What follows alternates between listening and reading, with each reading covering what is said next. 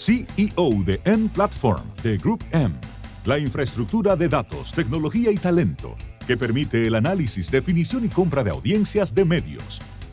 Antes de este cargo, fue CEO para Latinoamérica de Xaxis y responsable de la apertura de las operaciones en América Latina, donde estableció presencia en 8 mercados claves. Cuenta con más de 15 años de experiencia en publicidad online, liderando áreas digitales para agencias como Havas y DDB en su natal Argentina, y luego Starcom a nivel de Latinoamérica. Es continuamente keynote speaker en congresos de la región y citado en las principales publicaciones como un líder de pensamiento. Aquí y ahora, Lucas Mentasti.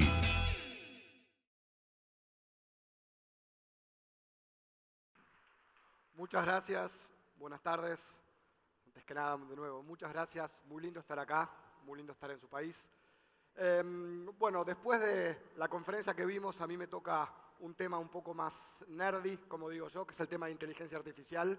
Y vengo a contarles un poquitito hacia dónde creemos nosotros que va el mercado bastante más adelante. Y sobre todo, lo que más me interesa a mí es cómo impacta en nuestro trabajo. Es decir, nosotros como personas y como empleados, cómo nos impacta. Antes que nada, bueno, soy Lucas, ya de repente subió como 100 personas mi cuenta de Instagram, así que asumo que muchos me están siguiendo. No es muy corporativa, van a ver fotos de mis 2 perros, se llaman Femur y Tibia. Soy argentino, evidentemente, y lo que les quiero decir es que no soy un robot, ¿sí? Soy un ser humano. Y ahora vamos a ver por qué les estoy diciendo esto. Entonces, el tema que vamos a tratar se consta de 3 partes. Primero, ¿qué es la inteligencia artificial? Segundo, ¿cómo impacta en nuestra industria? Y por último, ¿cuál es la aplicación que podemos hacer hoy para ya, desde el día de hoy y acá en República Dominicana, empezar a utilizarla? ¿Sí? Entonces, les decía que yo no soy un robot, porque el test con el cual se define si una persona es un robot o una persona tiene que ver con lo que se llama el test de Turing. El test de Turing, esta película, para los que no la vieron, se las recomiendo. Se llama The Imitation Game. Y trata sobre la vida de Alan Turing. Alan Turing era un matemático que trabajó mucho durante la Segunda Guerra Mundial. Y lo que propuso es, para yo saber si hay una máquina que es inteligente o no, tengo que poder no diferenciarla de una persona. Entonces, ¿cuál es el test teórico que hace? Es, si nosotros nos ponemos y tenemos 2 puertas y podemos pasar por abajo de la puerta un papel con una pregunta y nos vuelve del otro lado la respuesta, no deberíamos poder diferenciar cuál es la máquina de cuál es el ser humano, ¿sí? Y hacia esto estamos yendo. Entonces quédense tranquilos que soy un ser humano. Entonces, ¿qué es la inteligencia artificial? En definitiva, es cuando una máquina imita lo que llamamos las funciones cognitivas que los humanos asociamos con otras mentes humanos, como aprender o resolver problemas. La diferencia, entonces, es que las respuestas son abiertas.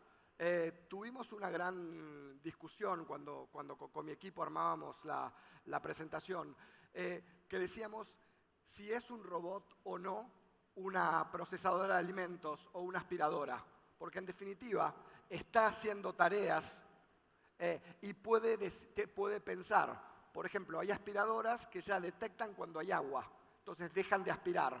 Eso sería una aspiradora inteligente, ¿sí? Pero ¿qué pasa? No está aprendiendo. No hay una iteración que le permita volver atrás y decir, aprendí de lo que voy a hacer y por ende, a partir de hoy voy a hacer las cosas distintas. ¿Sí? Entonces, en definitiva, y esto es lo que lo vuelve súper interesante, que el machine learning, que es como parte de la inteligencia artificial, tiene que ver con enseñar a aprender a las máquinas. Esto suena muy futurista, ciencia ficción, ¿no? Estas son algunas de las películas que espero recuerden. Soy un gran fanático de la ciencia ficción. Inteligencia artificial, Yo Robot, el Bicentennial Man. Son películas en las cuales nos mostraban un escenario totalmente futurista en el cual los carros volaban, todo era muy distinto, desde la medicina era muy distinta, etc. Sin embargo, lo que estamos diciendo es que los primeros pasos de la inteligencia artificial ya los estamos viendo. Un ejemplo de esto, el primero que estoy mostrando acá, Siri o Alexa, que todos tienen en algún tipo de funcionamiento en su celular. Un chiflido, pasó algo, yo no veo nada. Sigo, ok. Lo que sería Siri, que a Siri le podemos preguntar cualquier cosa. Y lo que tiene de interesante es, no sé si empezaron y hace varios años que vienen con Siri, pero lo que ha avanzado Siri. ¿Y cómo avanza? Avanza en base a lo que le van preguntando. Se le van generando nuevas preguntas y con toda esa información lo que arma se llaman redes neuronales, es decir, que empieza a conectar todo y va aprendiendo con una nueva forma de pensar las cosas para cada vez que se va adelantando. Google Translate, ¿quién lo usó? A ver si yo llego a ver algo, ahí se ve. ¿Quién usó Google Translate hace 5 años? ¿Quién lo usó hace menos de 2 meses? ¿Notaron diferencia? Está mejorando muchísimo. ¿Por qué? Porque lo que tiene Google Translate es que como está traduciendo de un idioma al otro permanentemente, tiene las dos partes. Entonces las puede empezar a unir. Y la forma en la que se construyó el sistema es una forma en la cual aprende para un lado y para el otro. Entonces ya estamos con máquinas que están aprendiendo solas, ¿sí? Y el último caso que me parece que es como paradigmático es el auto que se conduce solo. Evidentemente el auto, por más que tiene cámaras, no se pueden haber planteado todos los escenarios posibles que le pueden suceder a este auto. Que aparezca una persona en bicicleta, que se caiga un árbol, etcétera, etcétera. Entonces lo que hace el sistema es que los va guardando y a medida que los va guardando va generando nuevas oportunidades de aprendizaje. Entonces, esto evidentemente impacta muchísimo en nuestra industria. Hasta ahora siempre usamos computadoras, usamos Excel, etcétera, pero cada vez que sucedía algo nuevo teníamos que volver a meternos, ¿sí? Entonces, cuando tenemos esto, perdón, antes les quiero contar una cosa, quiero volver a algo que dijo Félix, que habló de la ley de Moore, que cada 2 años se duplica la capacidad de las computadoras, más o menos. Esta ley existe desde 1960 y ya se ha hecho ley y se cree que va a seguir. Entonces, por más que ya hay computadoras que hace varios años le ganan, por ejemplo, jugando al ajedrez al campeón mundial, etcétera, lo que estamos viendo ahora es que están empezando a imitar el cerebro humano y que pueden responder a cualquier cosa. Si seguimos con esta proyección, que creemos que se va a acelerar, no retrasar, ¿con qué nos vamos a encontrar? Que más o menos, según los cálculos, en el 2040 vamos a tener una computadora igual de inteligente que un ser humano, ¿sí? ¿Esto qué quiere decir? 2042, 2044, 2046. En el 2046 va a ser 8 veces más inteligente que un ser humano, ¿sí? Como para pensarlo. No falta tanto. Faltan 20 y pico de años y ya nos vamos a estar teniendo una relación o vamos a estar interactuando con computadoras que son igual de inteligentes que nosotros. Y también se calcula, y esto sí es un poquito ciencia ficción, es que más o menos para el 2044 estas computadoras, que van a ser ya 4 veces más inteligentes que nosotros, van a tomar conciencia de sí mismas. Es decir, que nos enfrentamos a lo largo, que lo vamos a ver claramente, la formación de una nueva, no sé cómo decirle, raza, especie de vida que puede pensar por sí misma. Ahora, si les asusta un poquito esto, vamos a ponerle como un poquito más. Y quiero hablarles un poquito de John von Neumann. John von Neumann era un matemático y físico húngaro. Es importantísimo como matemático. Se ha ganado todos los premios, ha hecho muchos descubrimientos. Y ya al final de su vida, cuando ya estaba en el hospital, no llega a terminar su último paper, que tenía que ver con la reproducción del ADN. Si conocen, recuerdan un poco del colegio, estas cosas, el ADN es una hélice que está como espejada. Esto lo hace por un tema de redundancia. Entonces lo que pasa es que el ADN se crea a sí mismo, se va replicando a sí mismo. Con lo cual, lo que él decía es que vamos a llegar a un punto, y de esto también Félix habló un poquito, donde hablamos del advenimiento de la inteligencia artificial general, en el cual las computadoras se construyen a sí mismas o se reparan a sí mismas. Entonces, ¿con qué nos encontramos? Con una computadora que puede hacer una computadora más inteligente que sí misma, que a la vez puede hacer una computadora más inteligente de sí misma, etc. Por eso que esta ley de Moore en algún punto creemos que se acelera. Y esto, bueno, asusté a alguien, faltan 25 años para que estemos en algo así, no creemos que sea para nada algo así, pero sí hay una cosa que es real, que es que los robots y todo lo que es inteligencia artificial están tomando nuestros trabajos. Hay un sitio, este sitio se llama willrobotstakemyjob.com. Pueden entrar a su trabajo y decirles cuál es la probabilidad de que sea automatizable y por ende que sea tomado por un robot. ¿Sí? Entonces, ahora sí, vamos a ver algunas profesiones. Lo que dicen es que para el 55, o sea, nos faltan unos 38 años, la mitad de los trabajos van a ser hechos por robots. Y acá lo que tenemos es una lista de todas las profesiones que van a ser reemplazadas y que no van a existir más. Algunas que son bastante obvias. Loan officer no lo tenemos tanto, pero un recepcionista, un taxi driver, no se ve, pero una persona que maneja un taxi. Ya hay pilotos en la ciudad de Pittsburgh, en Pensilvania, en el cual los Ubers son autoconducidos directamente. Es decir, que uno pide el Uber, le dice dónde va y ya va. ¿Sí? Y así va cayendo, y lo interesante es ver cuáles son los trabajos que no van a ser reemplazados.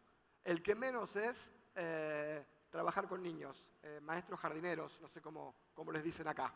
Todo lo que tenga que ver con médicos, abogados, todas las profesiones creativas como músicos o cantantes. Aunque a la vez sucedió hace ya un año que se creó un software que compone canciones. Lo pueden buscar, es Artificial Intelligence Songs, y se encuentran con canciones pop que todavía son un poquito, ¿cómo decirlo?, cuadradas, se nota, pero eso fue hace ya un año. Es decir, que hasta la composición nos están tomando. Vamos a un par de ejemplos más. Primero, vamos de este lado. En China, ¿cuál es el valor, si ustedes se lo ponen a pensar, cuál es el valor que les da un mozo? Puede recomendarles sobre la comida, qué está saliendo, qué no está saliendo, los especiales, etc. Pero la verdad es que es información que no es imprescindible. Y traernos y llevarnos la comida, si alguno fue a restaurantes japoneses que tienen como una cinta en la cual uno se agarra lo que quiere, tampoco son necesarios. Y esto, por ejemplo, pasó en Wendy's en Estados Unidos, que tuvieron una especie de huelga en la cual pedían un aumento del salario mínimo.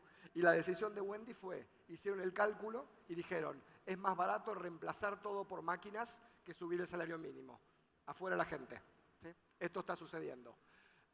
Hay hoteles, hay un hotel atendido por robots en Japón. Se están probando máquinas que despachan las valijas, con lo cual las personas que despachan las maletas en los aeropuertos se van a volver obsoletas. Entonces, ¿qué nos pasa en la industria publicitaria? ¿Cómo nos va a reemplazar a nosotros? ¿Cómo nos van a reemplazar a nosotros los robots? Y sobre todo en lo que es la planificación de medios. Hoy lo que hacemos para planificar televisión, en definitiva, es una planilla manual, donde hay un planificador que va poniendo X. ¿Hacia dónde vamos? Hacia una plataforma que va a ser todo automático. ¿Qué información tiene el sistema? Tiene los objetivos del cliente, tiene la planificación que queríamos y tiene el post-buy. Una vez que tiene esto, se puede retroalimentar y así sucesivamente va a ser un plan mucho mejor que un ser humano. Con lo cual, el planificador de TV tradicional no lo vemos bien. ¿Sí? Y hay unas cuantas compañías que ya están invirtiendo en esto. Optimización de campañas. Cuando estamos trabajando con AdWords, con Facebook, con cualquiera de estas plataformas, por lo menos la mitad del tiempo debería irse optimizando. Estamos manualmente entrando y saliendo y si también les está pasando que trabajan con millennials que renuncian rápido, esta curva de aprendizaje se vuelve muy costosa. Si todo esto tuviésemos una herramienta que ya está en desarrollo, todo esto va a ser automático. Y por último, todo lo que es el reporte. Nosotros hicimos el cálculo y más o menos el 30% del tiempo de una agencia de medios se va en armado de reportes. Todos esos reportes, que después nadie lee, si quieren les cuento una anécdota, se toman el 30% de la gente. Todo esto de lo que hablamos es que se van a armar en dashboards. ¿Sí? Con respecto a los reportes, ¿tenemos clientes acá? Yo quiero contar, tenemos unos cuantos. Yo quiero contar una historia de algo que hice cuando era planificador y era joven y era loco. Teníamos que mandarlo con password al reporte. Y yo lo que dije es, le voy a cambiar el password a ver cuánto tiempo tarda en pedírmelo. Fueron 9 semanas. O sea que durante 9 semanas nadie abría los reportes que yo mandaba. Fue hace 15 años, pero igual creemos que sigue vivo. ¿Sí? Entonces, ¿cómo podemos empezar con todo esto? ¿Cuáles serían los primeros pasos que tendríamos que dar para empezar a aprovechar esta nueva ola que sentimos que viene? ¿Recuerdan la película Minority Report, la de Tom Cruise? Les quiero mostrar un videíto sobre cómo veían el marketing en aquella época. Se los quiero mostrar, veámoslo, después contarles un par de cosas y volver a mirarlo. Lexus.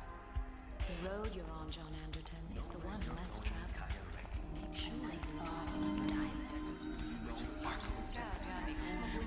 Good evening, John. You can move the old-fashioned John Anderton. Century 21 Styles provides gourmet cuisine. John Anderton, you could use a Guinness right about now. Stressed out, John Anderton. escape from it all, Harrison. Get away, John Anderton. Forget your troubles.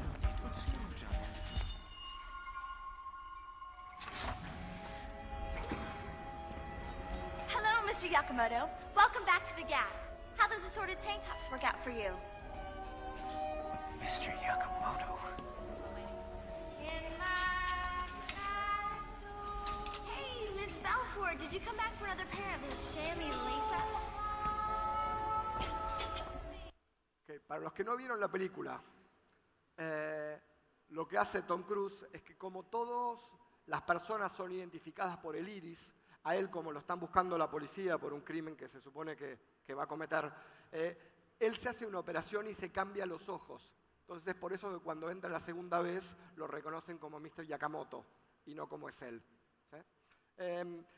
¿Quiénes vieron esta película en su momento? Casi todos la vimos, buenísimo. Y todos los marketineros nos copamos y yo les aseguro que todos se quedaron con la idea de que lo reconocía por el iris, que iba caminando y ya todo le iba hablando a él.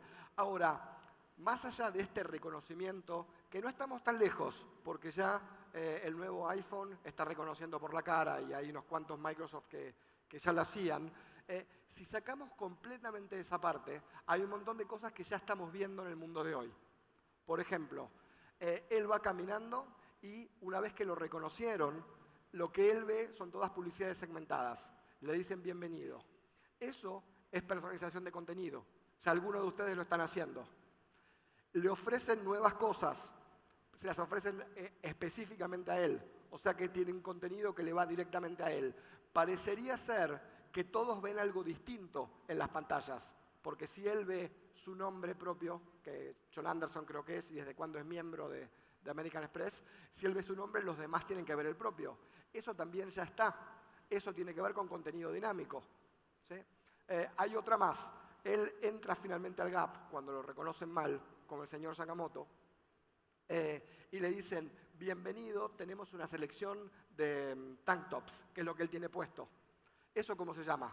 A ver si a alguien se le ocurre. Eso es retargeting, simple y llano. Entonces, quiero que lo volvamos a ver para que vaya identificando todas las cosas que ya se podrían hacer si no fuese porque es la identificación por el ojo. A road diverges in the desert. Lexus. The road you're on, John Anderton, is the one less traveled. Make sure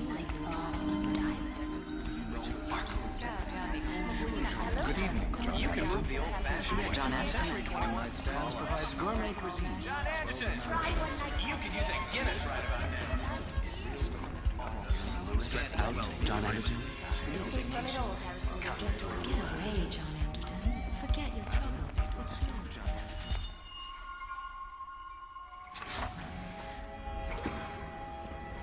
Hello, Mr. Yakamoto. Welcome back to the Gap. How those assorted tank tops work out for you? Mr. Yakamoto. Hey, Miss Belfort, did you come back for another pair of those chamois lace-ups? ¿Sí? ¿Reconocieron? Ahora vamos a empezar a ver cómo empezamos para empezar a hacer estas cosas. Hay una cosa también que les quería mostrar que les marcaba. no sé si vieron, pero hay algo que quedó totalmente obsoleto. En este mundo súper futurístico, seguimos teniendo una persona que acomoda la ropa. Eso no sentimos que sea demasiado realista, sino que va a ser un robot el que va a dejar todo puesto. Pero, de nuevo, este videíto, después no sé si la presentación va a circular, pero está en internet. Recuérdenlo como algo de todo lo que creíamos que nunca íbamos a poder hacer y que ya podemos hacer. ¿Sí? Entonces, en definitiva, el framework que tenemos que seguir se consta de 3 cosas. Primero, buscar a la gente. Segundo, reconocerla. Y tercero, impactarla. Y esto se da con cualquier tecnología. Esto va más allá de la tecnología. ¿Sí? Entonces, ¿cómo buscamos y cómo los identificamos? Para esto, lo que es fundamental es mapear las interacciones. Todo lo que sea posible, de alguna forma, marcar al consumidor para después poder seguirlo, ya sea con retargeting o ya sea con otras herramientas, es el primer paso que tenemos que dar. Entonces, primer pregunta que yo les hago es, ¿sus sitios web son tagueables? Primero, ¿están tagueados de la forma correcta? ¿Tienen tecnología que nos permite identificar a los usuarios que entran? Ejemplo de esto, ¿dónde podríamos empezar a capturar información? Retail, en el website de e-commerce.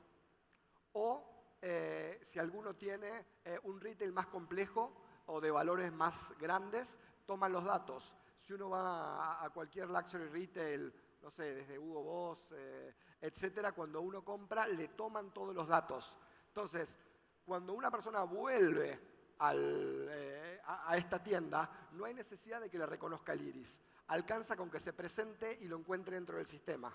Ese es el sistema que en este momento tenemos que empezar a desarrollar. Autos, formularios de test drive son fundamentales. ¿Qué más? Pedir que dejen los datos para mandarle una brochure y después estar siguiéndolo. Todas estas son pequeños lugares, o cuando va al concesionario, etcétera, son pequeños momentos en los cuales podemos capturar información. Otro ejemplo más, entertainment, compra online de tickets. Es el que hoy está vendiendo los tickets, ¿tiene una base de datos de todas las personas? ¿Las tagueó de alguna forma? Entonces, llegamos a este punto del tagging, que ¿qué es en definitiva el tagging? Tag, por eso es tagging, es una línea de código que escribe en el servidor. Hay un servidor que el sitio web le dice, yo identifiqué que esta persona, ya sea con un cookie, con un user ID, etcétera, estuvo en mi sitio y se empieza a armar la base de datos. Para esto, y este es el primer paso, esto es una cosa que lo hablamos bastante en la agencia, que tiene que ver con cómo formamos a la gente en digital, por así decirlo. Y este sería el primer paso. Lo primero que tienen que aprender y lo primero que tienen que entender es el concepto de tagging y de cómo taguear un sitio. ¿Sí? ¿Cómo le voy poniendo líneas de código a mi sitio para que pueda darle información a distintos servidores? Acá una historia, tengo, esta Julieta es una conocida mía, que lo que hace es que salva tortugas. Entonces lo que hacen es que encuentran tortugas u otros animales que están medio que necesitan ser estudiados y les ponen un tag, les ponen alguna antena en el caparazón que lo que permite es después seguirlos. Después pueden saber, tiene los ritmos vitales, etcétera, y los pueden seguir por todo el mundo. De esta es la forma en la cual podemos ver que son las mismas tortugas las que vuelven al mismo lugar donde desovaron. ¿Sí? Y esto también con un pajarito que nunca supe qué era.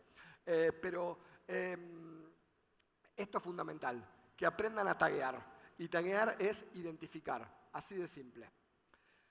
Otro punto importante es que el todo es más que la suma de las partes. Una cosa fundamental es que si ustedes empiezan a taguear cada pedazo de su website con una tecnología distinta, después no van a lograr que hablen entre ellos. ¿Sí?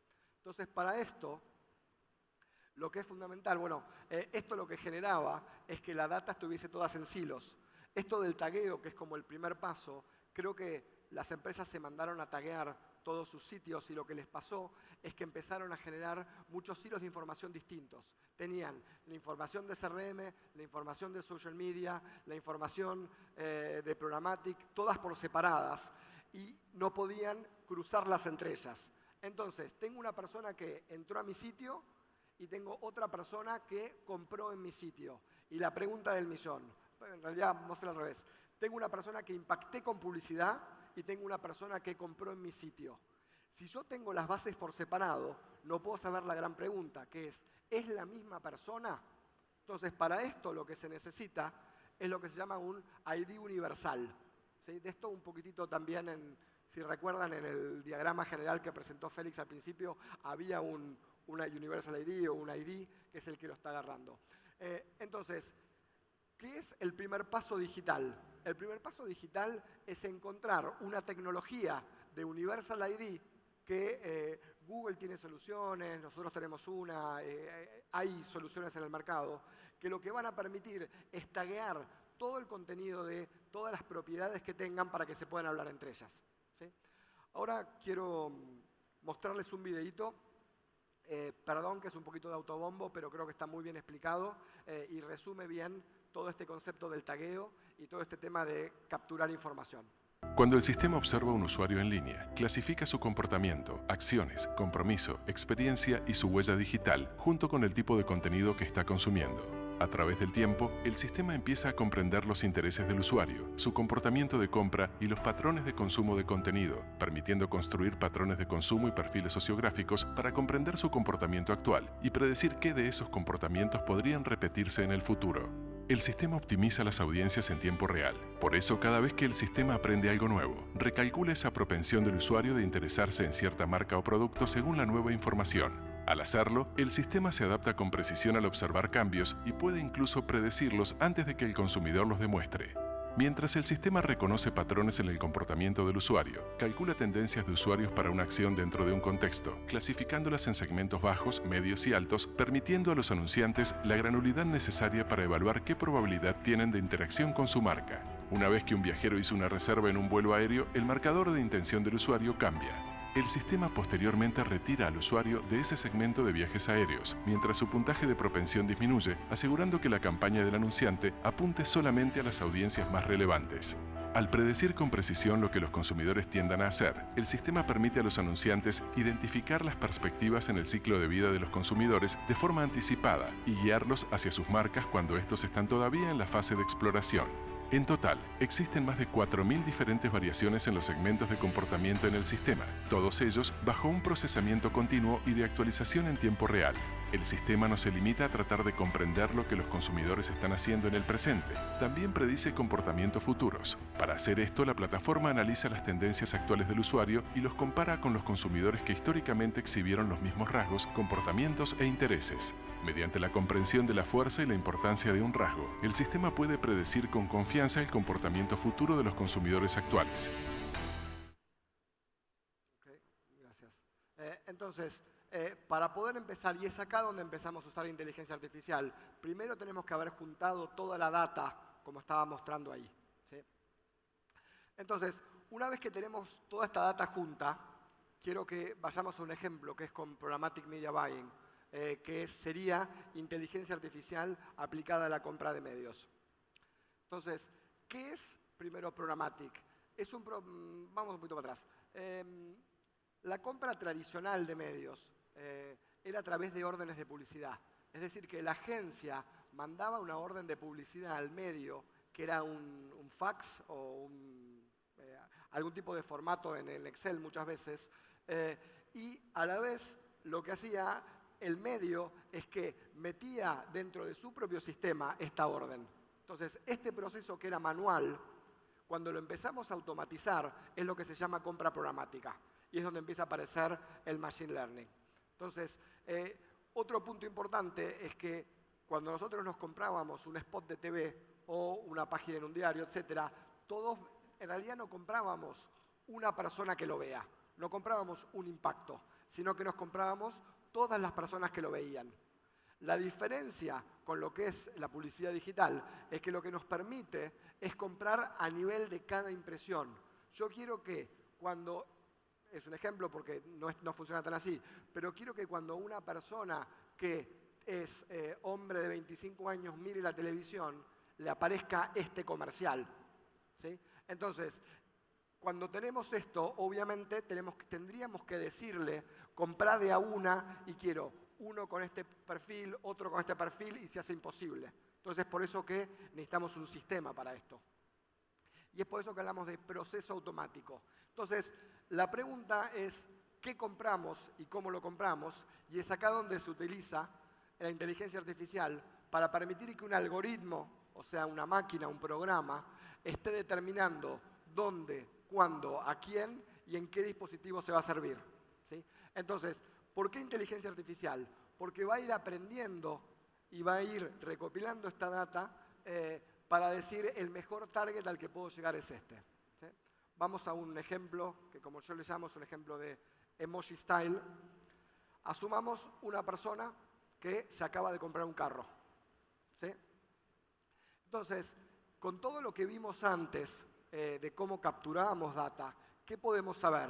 Podemos saber que esta persona tiene interés en la playa, tiene interés en ciclismo, en camping, en teatro, etc. Podemos armar un perfil de la persona.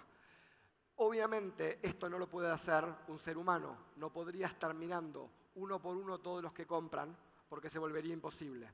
Entonces, si queremos comprar más carros, ¿qué es lo que deberíamos hacer? Vamos a buscar a las personas que tengan interés en playa, en ciclismo, en camping, etc. Esto lo hace la computadora, esto lo hace el sistema. Y asumimos que si tienen los mismos intereses, en definitiva, también se van a comprar un carro, ¿sí? Esto es la inteligencia artificial aplicada ya a la compra de medios. Y con esto ya quisiera ir cerrando, pues estoy ganando un poquito de tiempo, que venimos súper atrasados, pero sí quiero que les queden como claras un par de cosas. Primero que no es ciencia ficción ni es el futuro, ya lo estamos usando. Está aquí y está ahora y ya se pueden dar los primeros pasos. Y lo que sí va a pasar es que la inteligencia artificial va a ir reemplazando todo lo que sea operativo, todo lo que sea reiterativo. Entonces, una vez más, y este es otro punto por el cual atacamos lo mismo, es que el foco que tenemos que hacer como agencia, como consultores de comunicación, tiene que ver con el pensamiento estratégico. Y en definitiva, volvemos a lo mismo de siempre, que es eficientiza lo que siempre quisimos hacer, es ser relevantes para el consumidor. Muchas gracias.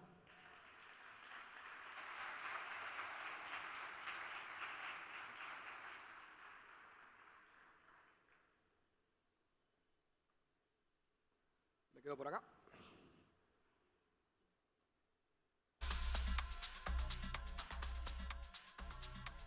Muchísimas gracias a Lucas Mentasti. Vamos ahora a pedirle por favor al señor Daniel Redondo, COO Business Strategy Group M, República Dominicana, que nos acompañe para conducir la sesión de preguntas y respuestas usando el hashtag, esta vez para Lucas, numeral FOA, Lucas Mentasti. Ahí pueden hacer sus preguntas, sugerencias y consultas para que en breves minutos Lucas pueda contestarlas de manera directa y personal. Daniel, bienvenido. Gracias, muchas gracias. Bueno, compañero, nos tocó después de una presentación creativa, y esto siempre es difícil, ¿no? Hablar de programática después de todo lo que nos enseñó Humberto, pero es complicado. Se me ocurría ahora, yo no sé a ustedes, pero yo que tengo poca paciencia cuando veo una buena idea, quiero aplicarla enseguida. En este tipo de congresos vemos muchas cosas del futuro y creo que a muchos nos pasa que cuando salimos de aquí, viene mañana, llegamos a la oficina, decimos, ¿qué podemos hacer de todo lo que hemos visto?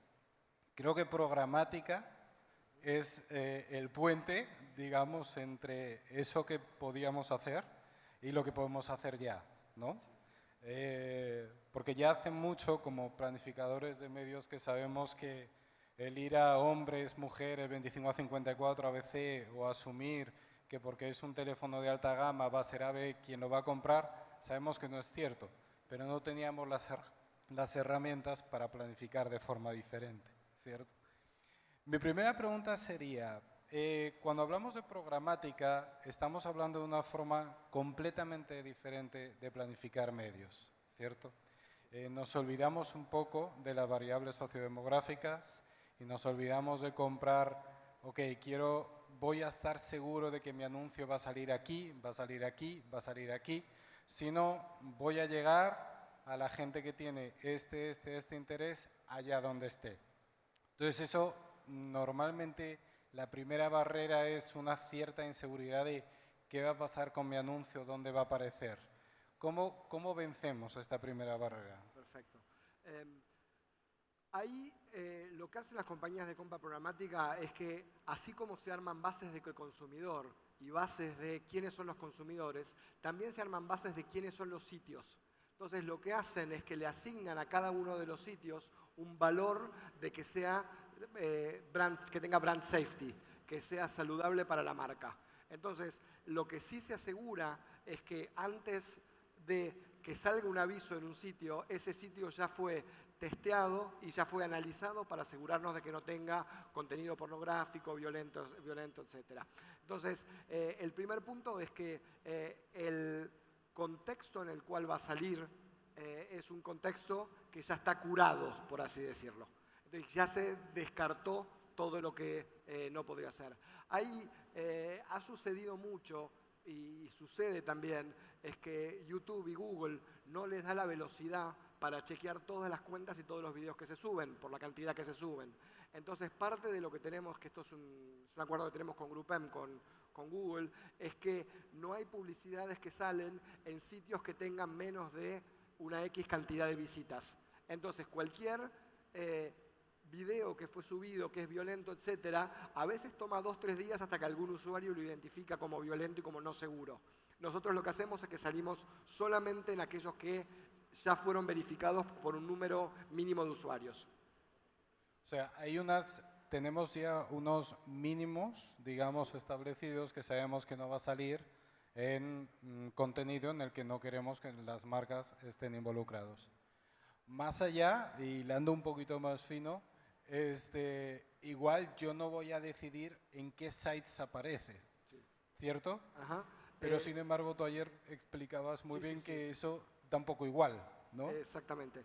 Lo que sucedía, digamos, lo que empezó sucediendo es que, y esto viene de los medios tradicionales, es que 2 o 3 medios monopolizan todo los ojos de los consumidores. Es decir, que en 2 o 3 medios se concentraba toda la audiencia. En lo que es Internet es exactamente al revés. Hay muy pocos medios que consolidan toda la audiencia. Entonces, en definitiva, en los sitios en los que vamos a salir es una larga lista de sitios en los cuales navegan los internautas. Una cosa que sucede es que nadie sabe en qué sitios navega la persona misma. Es decir, son tantos los links que cliqueamos que vienen de social media, etcétera, que hay una lista muy grande de sitios en los cuales podemos salir que eventualmente nunca los escuchamos, o que nunca registramos el nombre, pero siguen siendo sitios con buen contenido editorial.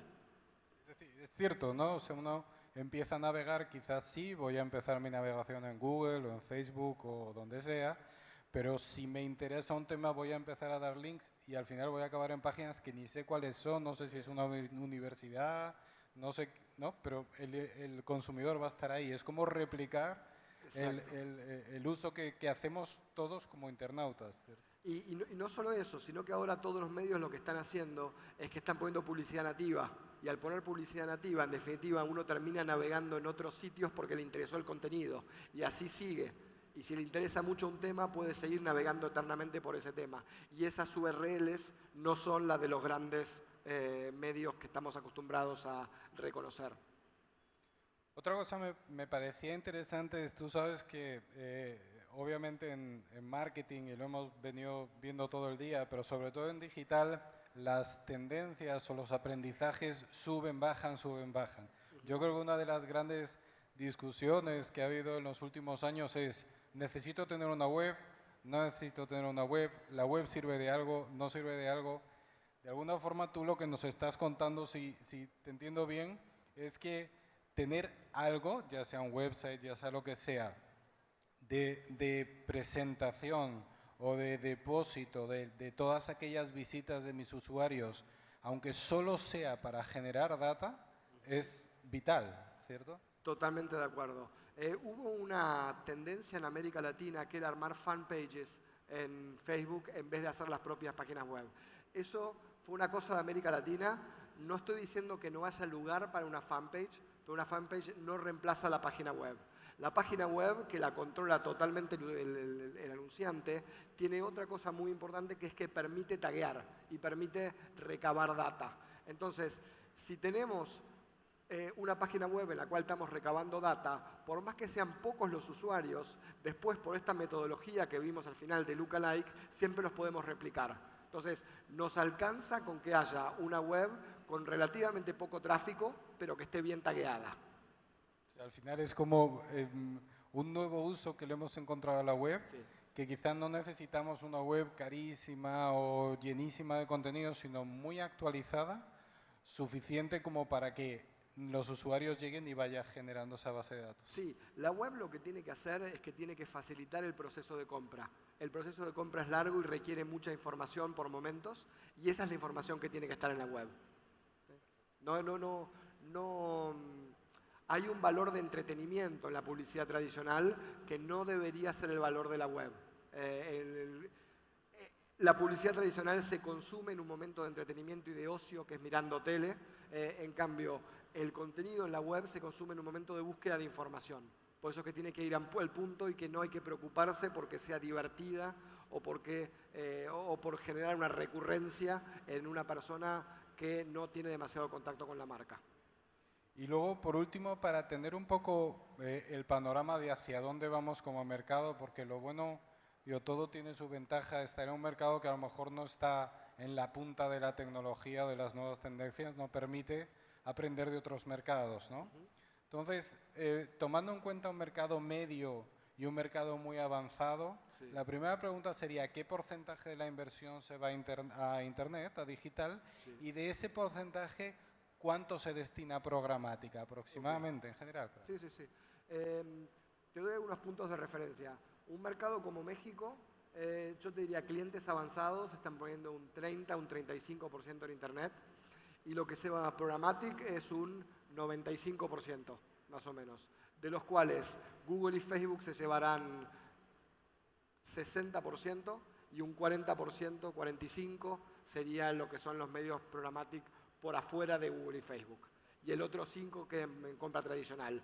Pero sí lo que vemos es que la compra tradicional está cayéndose muchísimo y que sigue cayendo año contra año.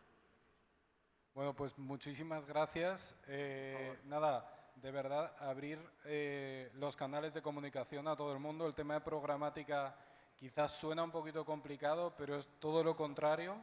Es ponernos al alcance de la mano y desde hoy la capacidad de planificar de una forma distinta y de crear, como decíamos durante todo el día, diálogos que le interese a quien lo va a recibir. Muchísimas gracias, Lucas. Buenísimo, muchas gracias.